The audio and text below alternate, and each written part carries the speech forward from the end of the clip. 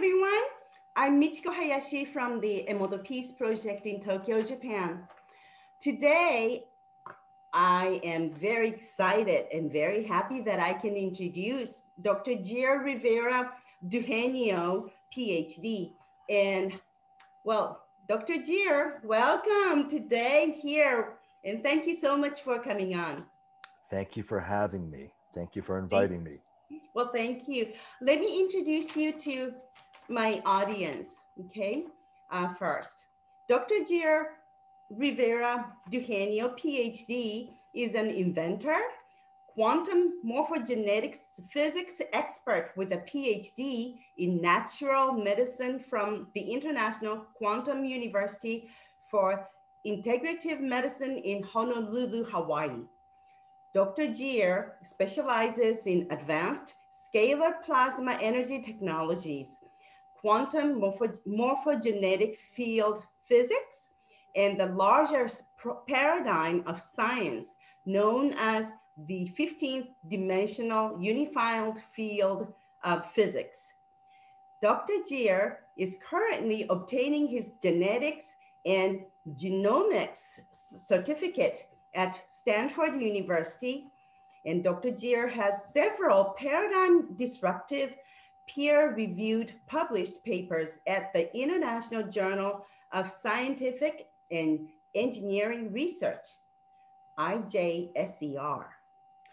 Dr. Jere is the president of the G.C. Rivera Foundation, a nonprofit medical surgical autism organization, as well as the founder of the Regenesis Conference.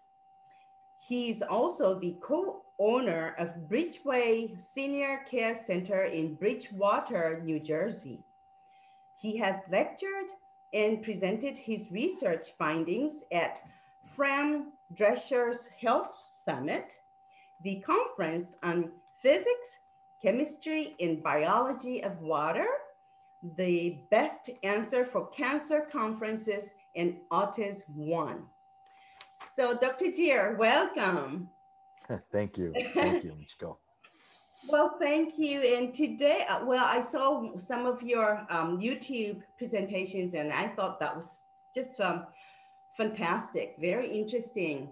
And whatever you would like to share today, I would like to welcome you. Oh, okay. Yeah. I mean, do you have any specific questions that you may want to ask me for your listeners? Maybe. Okay, wonderful. Thank you. I thought it was really interesting that how you were you had the near-death experience, and there you discovered sacred geometry, but geomancy is the eternal life information. Yes, you know, gosh, it's about 20 years ago, over 20 years ago, September 10th of 2000, I had a massive heart attack and I died. I wasn't breathing for several minutes. And in that experience, it's really a transfer of consciousness experience. I left my body and I actually reintegrated, if you will, with what I call the source consciousness field. You can call it the unified field.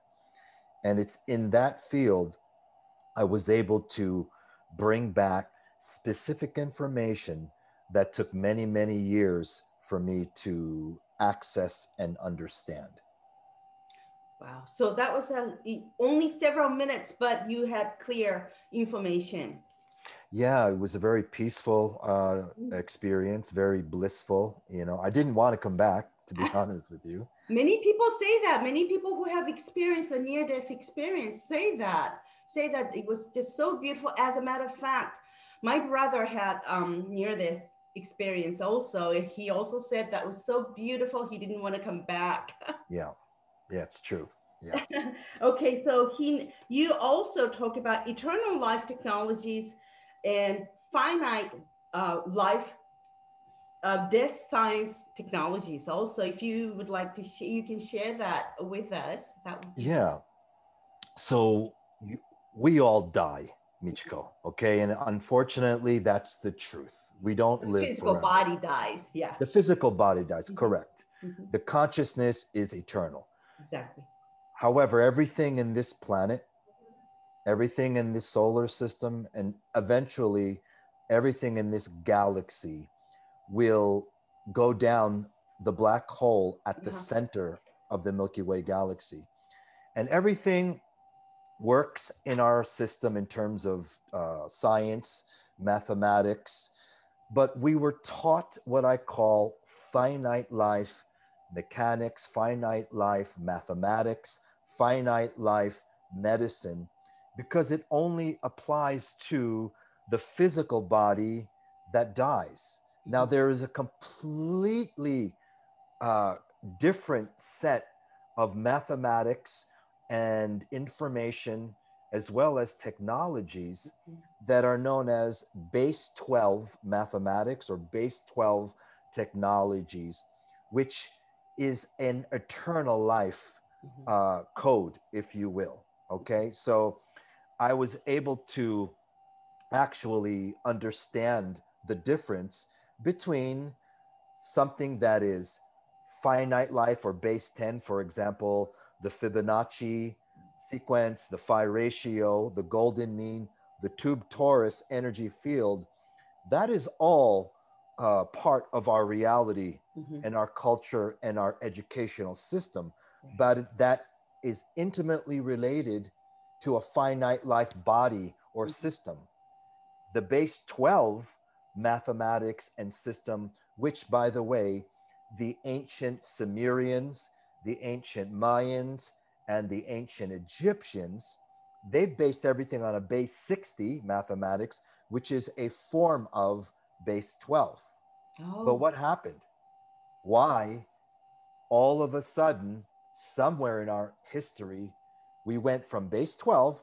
By the way, we have 12 digits on a clock. We have 12 lunar cycles, 12 solar cycles, and we have 12 months of the year. Yeah. Why do we go from 12 to 10? Right? Mhm. That's a question your listeners must Question. research. Yeah. Why do you think it happened then? Oh, that's a very loaded question. Mhm. But you asked me, so I will give you my perspective. Yes. I feel that everything shifted from base 12 to base 10 for the sole reason to keep information, keep the reality of how the universe works Mhm. away from humanity. In other words, to keep humanity dumbed down. Okay. Okay? So that's what I feel the reason is, because when when humans start to realize the power Mhm. of the base 12 mathematics and the actual base 12 fractal geomancy, Mhm. your whole perspective shifts Mhm. from a linear Darwinian perspective to one of a multidimensional cosmic perspective. Mhm. So, do you think they changed it from 12 based to 10 based because it is not very convenient for a certain people Well, or yeah, humanity well, to be? it's easier to count, right? Yeah, well, On 10, but in actuality, they counted 1, 2, 3, 4, 5, 6, 7, 8, 9, 10, 11, 12. wow, They, that's interesting. I've never thought about that. Yes. yeah, that was the natural way to count the little, the digits, Mm-hmm. the pads, yeah. And also it was a way to keep the truth of the base 12.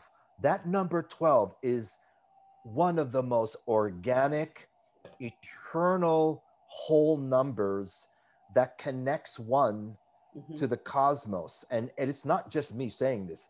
Mm-hmm. Physicists and scientists, all the way back during Tesla's time and at Harvard University, Mm-hmm. studied base 12. Physicists in Germany studied base 12, and they understood the power of the 12 number versus the 10. Uh-huh. So are they in Germany, do they still study 12 mathematics instead of 10 even now, Well, or well, they they've don't? been studying this for since the 50s, Oh, Michiko. Okay, wow. there are physicists there back in the 50s studying the base 12 dimensions of Mhm, the universe, mhm. right? So they've been doing this for over, a half a century, more than a Wow. half a century. See, you said that Nikola Tesla actually said it was 3, 6, 9, and 12, but somehow 12 was deleted. So Yes, people kept thinking it was 6, 3, 6, 9, but actually it's the truth is there's 12 that is being hidden. yes. Tesla said the key to the universe was 3, 6, 9, 12, and it's an organic exponentiation, right, of a sequence. Mm-hmm, But in order to keep truth mm-hmm, from humanity, you just simply remove one aspect. uh-huh, Now, when you remove the 12, when anything deviates from a 12, whether it's a 10, 8, or for example, a 369 based mathematics, that is a closed loop system mathematics that, if you look at it in energy terms, it will feed on itself until there's no more energy left and it implodes. So that is the, let's say, the deception. It mm-hmm, is a deception because when you look at a base 12 fractal code, it is it's a 2-to-1 proportional ratio. It is symmetrical. It is very, very easy to understand in terms of energy and the way the numerical sequence expands mm-hmm. from the core of the base 12 outward and forming a very nice, what I call source spiral versus, say, a Fibonacci spiral, which Uh-huh. is intimately related to a base 10 mathematics. Wow. So I saw that you said artificial finite life light, like a toroidal, Mhm. is limited, like finite energy. But Yes. actually, you said that we have up and down, left and right, and front and back. Those front and back are really hidden in that. Yes. See, it's like this. When you look at certain mathematical equations, Mhm. you look, people must look at it, like one dimensional or two Right. dimensional, right? And they say, oh my God, I don't understand these equations of, geometry and trigonometry. But if you remove the numbers, Michiko, if you forget about the numbers and you replace the numbers with spheres of energy, a Mhm. quanta of energy, Mhm. and then you look at what one energy is doing to the other, whether it's addition, Mhm. subtraction, or Mhm. multiplication, or even division, when you replace the numbers with a multidimensional sphere of energy, Mhm. then you can see what is truly happening in that equation. Wow. Is it a vampiring or devouring of energy, Mhm. or Mhm. is it an exponentiation or perpetual self regeneration of energy? It's really simple Yeah. when you look at it at a multidimensional level versus a linear. I think it's so obvious that it has to be up and down, left and right. And I mean, we are living in the third dimensional world. So there's front and back. I mean, that it's such a natural thing to understand it. Correct. Not flat. Exactly. We're not a line on a piece of paper, right? No. So that's and it's not anyone's fault per se. Mhm. Even the laws of Newton, you know, it's not his fault that he actually thought or presupposed that there were objects that were stationary. Right. There's nothing in the universe that is stationary. Everything is in motion. That's right. Well, Thank you. And I was just so interested to hear about angles, 60-degree angle and 45 degrees. Yes. If you want to, if you can please explain that. I think people will be very interested to hear that.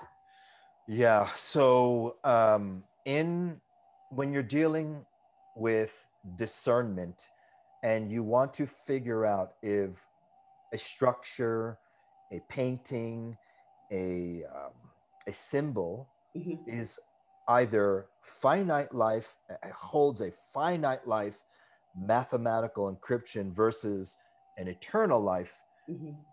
mathematical encryption, you Mm-hmm. need to look at the angles, because when you're dealing with eternal life structures or eternal life encryptions, Mm-hmm. there's always a 45 degree to a 90 degree. So in other words, in order to shift your consciousness, Uh-huh. or in order for a particle to actually raise to the next dimension, Mm-hmm. that particle or your consciousness must have a 90-degree shift in awareness, or the particle must shift its spin 90 degrees in order to raise from dimension 3 to the fourth dimension. Mm-hmm. Now, in order to go to jump or move sets of dimensions, so dimensions usually come in threes: first dimension, second dimension, third dimension.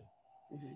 That makes up what we call a harmonic universe. Mm-hmm. In order to jump universes, meaning to move sets of dimensions in threes, you must move your consciousness, or a particle must shift 90 degrees and then have a reverse shift of 45 degrees. These are eternal life degrees. So if you take a look at the flower of life, or I call the flower of artificial life, Mm-hmm.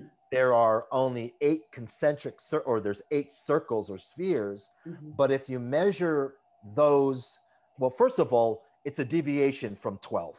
So the flower of artificial life is a finite life symbol. Mm-hmm. Why? Because it doesn't have 12 circles. Right. It's a deviation. So there, it is a finite life symbol. Now, if you measure the angles, it's at a 60-degree angles, Right. the way the spheres are set.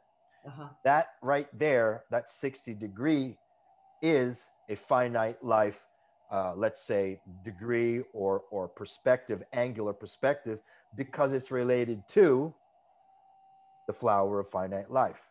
Now, if you take a look at, let's say, this is a Uh-huh. 12 sphere, Uh-huh. Mm-hmm. 12 sphere lotus, okay? Eternal life lotus encryption. These are set at 45 degrees. 45 degrees. And you can just tell in numbers whether something is finite life and eternal life. Wow. Mm-hmm. Now, By it's a difference the between angle. 60 degrees. Mm-hmm. Mm-hmm. I'm talking about 60-degree angles versus the number 60, which is a derivation of a base 12. Right. Okay. Great. Thank you. It's really fascinating how you found it. You talk about 15th dimensional unified field physics. Can Mm-hmm. you explain what that is? It's a Yeah. So dimensional unified field. yeah. So Wow. there was a physicist. His name is Burkhard Heim. Mm-hmm. I believe his name was. He was a physicist in Germany that came up in the 50s with the 12th dimensional theory of physics. Okay, I didn't create this. Okay. There were scientists much smarter than me proposed Okay. a 12th dimensional dimension theory. Mm-hmm. And then even nowadays, physicists at MIT and other universities, they agree that there is at least a minimum of 10 dimensions of reality, okay? Mm-hmm. 11, 12. So here's what I presuppose Mm-hmm. and I know to be true through my own experiential knowledge. Okay. Okay. And that experiential knowledge took place during my near-death experience. Mm-hmm. And I wasn't able to access this information until certain techniques were shown to me how to access that knowledge. Now, if base 12, if 12 Mm-hmm. is the eternal life number, then we have dimensions 1, 2, and 3, 4, 5, and 6, 7, 8, 9, 10, 11, 12. 12 dimensions of, right, reality. Mm-hmm. Now, that is 12 dimensions of reality, but surrounding that 12 dimensions of reality, Mm-hmm. there are fields of energy that have to do with pre-sound.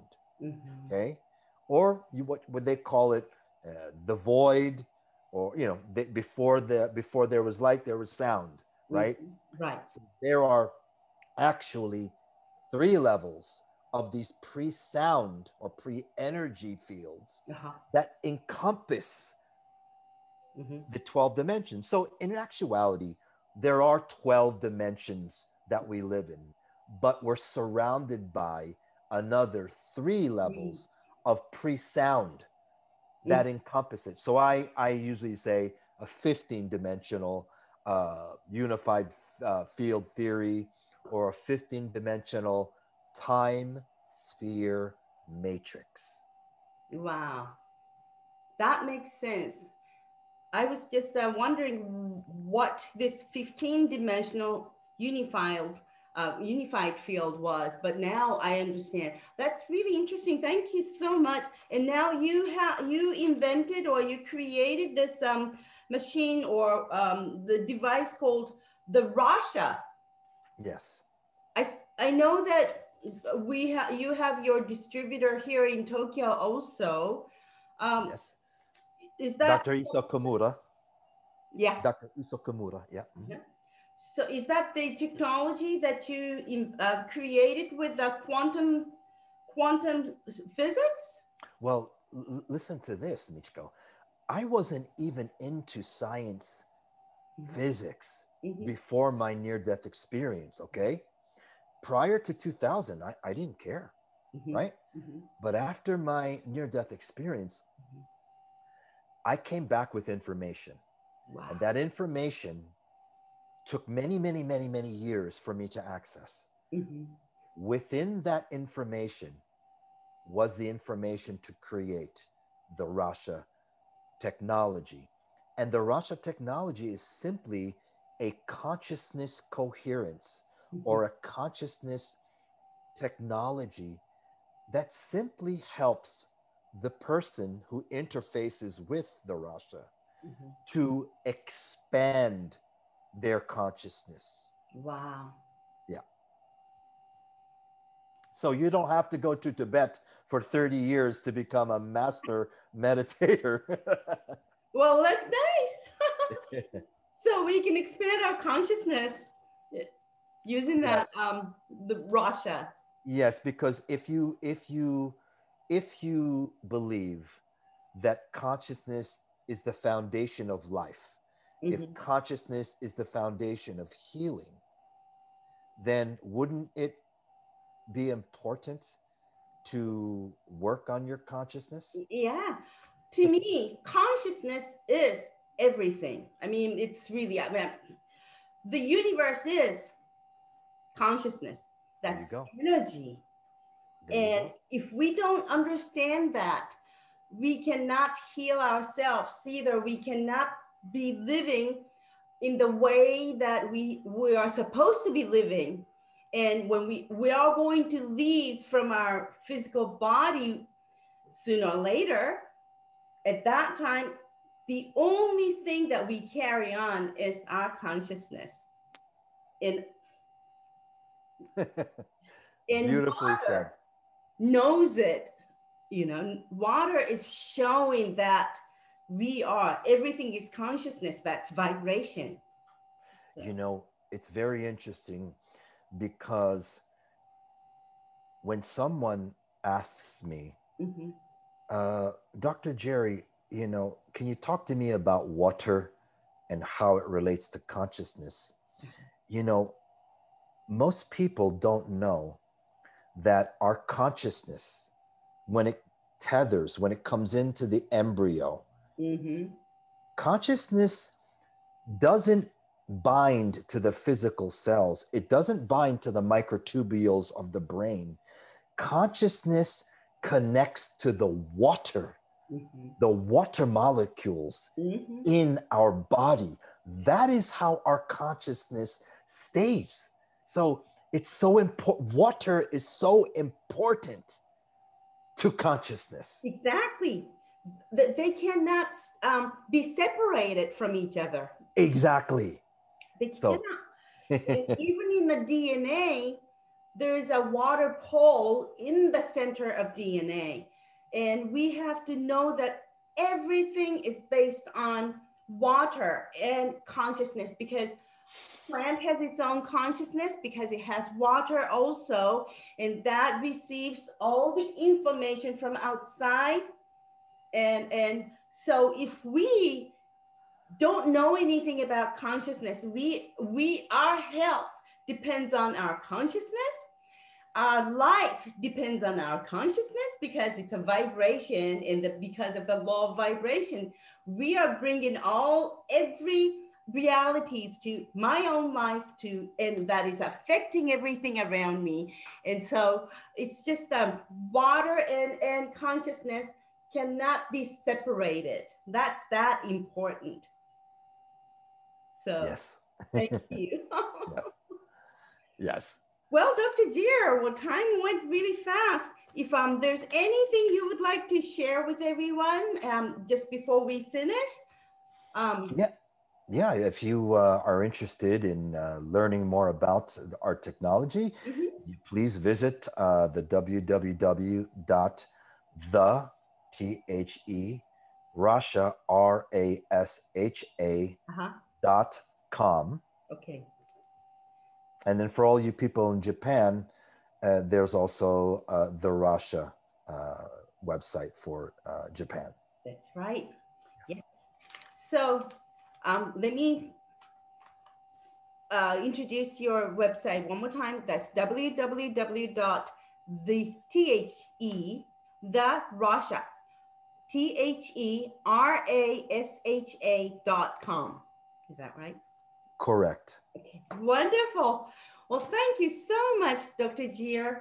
It was very interesting, fascinating to talk with you. I wanted to talk to you, and I was so happy when Hito said, I know his web address, contact place, so you can Yeah. interview him. So I said, Yeah. And hopefully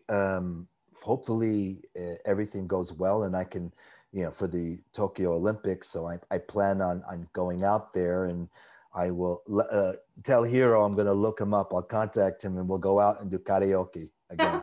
oh, that'd be wonderful. Well, could I come along with you too? Yes, of course, because my voice is terrible. Yeah.